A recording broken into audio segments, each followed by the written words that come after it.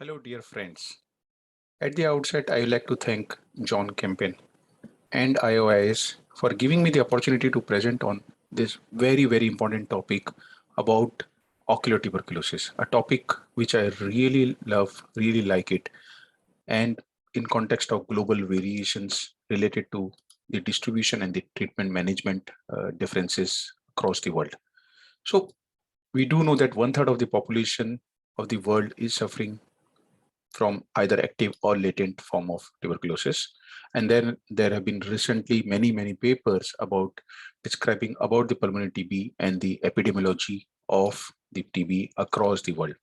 This again slide picked up from a presentation by Professor Kempen and Professor Amod Gupta about showing about the global map of countries with more than 100,000 incident TB cases and how it is quite different across, and particularly it is very densely in Asian region.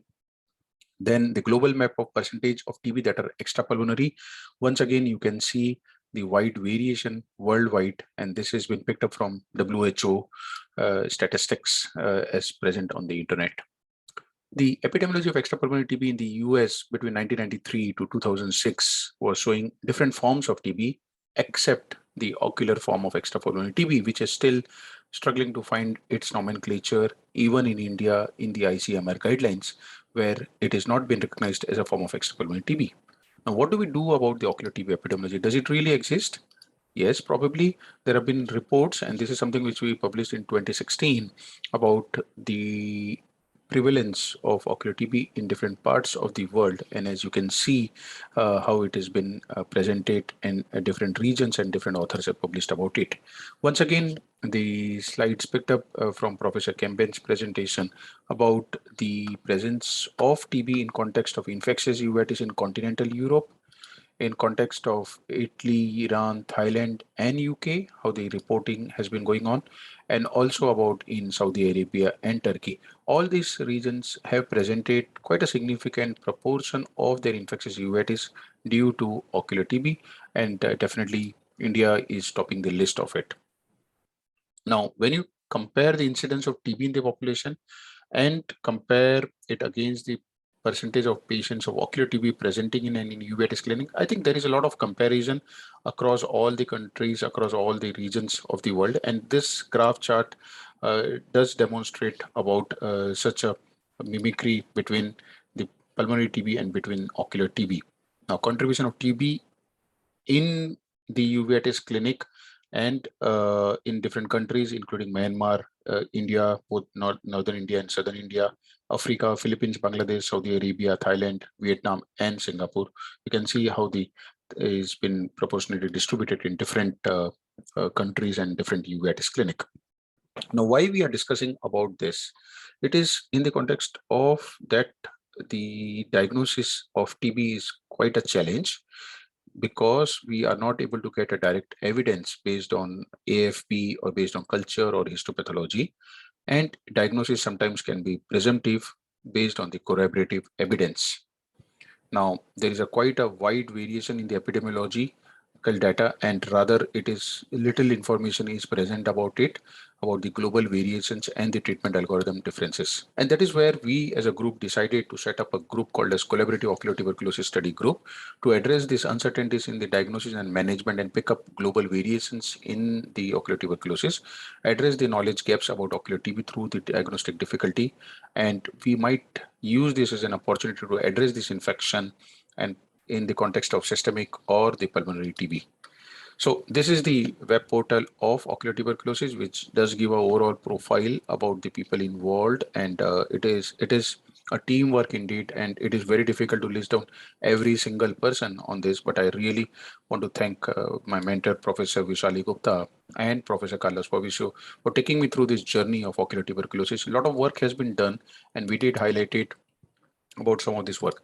So what did COTS set up? COTS set up a standardized treatment or standardized recruitment criteria about when do we include these patients, what are these patients who will be included, and also the COTS group defined a standard outcome definitions in the terms of treatment failure. When do you call a treatment failure while the patient is on anti-TB medicines, and when do you call it as a positive response to the treatment? Now, this was the portal which we used to record the data, and it was used for recording the data from all over the world. And in this data, we particularly paid attention to recording the data about the ethnicity of the population and also the region from where it is been represented. And this was picked up in the context of symptoms and in the context of how they are presenting, in the context of treatment, what they received, in the context of the outcome as well.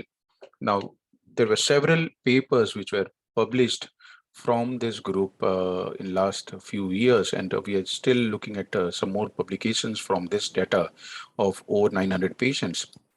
But particularly for today's presentation, I will like to draw your attention to this paper published in IOVS about the global variations and the challenges which we faced.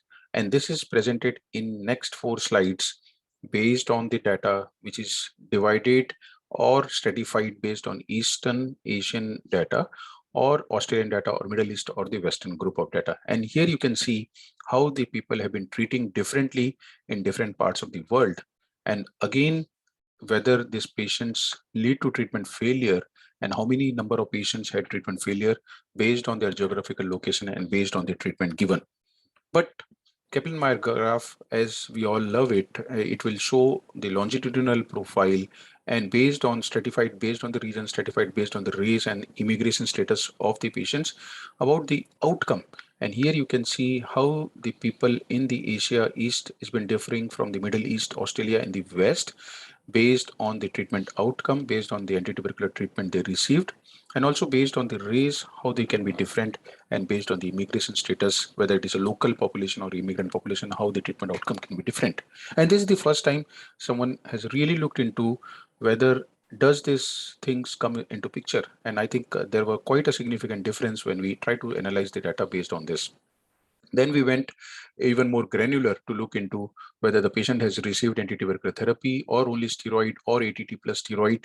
And this was again stratified based on the different regions. Here you can see the Asian parameter, the Australian, and then the Middle East and the Western parameter about the steroid and ATT used and how was it the data different than their counterparts in the different region.